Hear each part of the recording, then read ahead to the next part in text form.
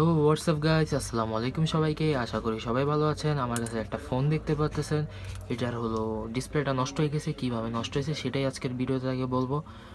দেখেন, এটার সমস্যাটা হলো এখানে আর কি, আমরা যখন আঠা দিছি তখন এই আঠা ফ্রেমের একবারে ভিতরে ঢুকে গেছে। পরে ফ্রেমটা পুরো সাদা হয়ে গেছে, তারপর ডিসপ্লেটা নষ্ট হয়ে গেছে। সেই ক্ষেত্রে আপনারা কী করবেন সেটাই আজকের ভিডিওটাকে বলবো। সেটা হলো, আপনারা যখন অনেক সময় দেখতে পারেন যে আপনাদের ফোনের ভিতর টাচে কাজ করতেছে না, অটো কাজ করতেছে, কী কারণ হয় সেটাই আজকের ভিডিওটা বলবো। বেশিরভাগ সেটা হলো আমাদের যে এই ডিসপ্লেটার যে এই ফ্রেমের ভিতরে এখানে একটা বাস দেওয়ার সিস্টেম থাকে। ডিসপ্লেটা থাকে এরকম, ঠিক আছে? এখানে একটা স্টিকার থাকে, এখানে একটা স্টিকার থাকে। স্টিকারটা ফার্স্টে উঠাইতে হয়, উঠানোর পরে এটাকে এখানে লাগাই দিতে হয়। লাগানোর পরে দেখতে পাচ্ছেন সুন্দরভাবে লেগে গেছে।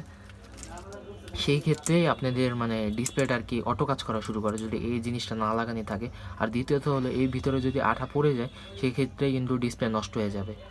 আপনারা কীভাবে এটা ঠিক করবেন সেটাই আজকের ভিডিওটাকে বলবো। সেটা হলো, ফার্স্ট আমাদের কী করতে হবে, ফার্স্ট আরেকটা ডিসপ্লে নিতে হবে। ডিসপ্লের ভিতরে দেখতে পাচ্ছেন আমরা এখানে হিটপ্রুফ টেপ মেরে দিছি। হিটপ্রুফ টেপটা মারতে হবে এখানে যতটুকু ভাঁজ দেওয়া যায়, এই ভিতরে ভাঁজ দিয়ে তারপরে হিটপ্রুফ টেপটা মেরে দিতে হবে। তাহলে কী হবে, আমাদের ডিসপ্লের ভিতরে কোনো আঠা যাবে না। সেক্ষেত্রে আপনি দেখতে পাচ্ছেন কত সুন্দর করে হিটপ্রুফ টেপ মেরে দিছি। আর এখানে দেখতে পাচ্ছেন এখানে একটা স্টিকার দিয়ে দিচ্ছে। স্টিকারটা কিন্তু আপনাদের সুন্দর করে ফ্রেমের যে মাথাটা সেখানে কিন্তু লাগবে।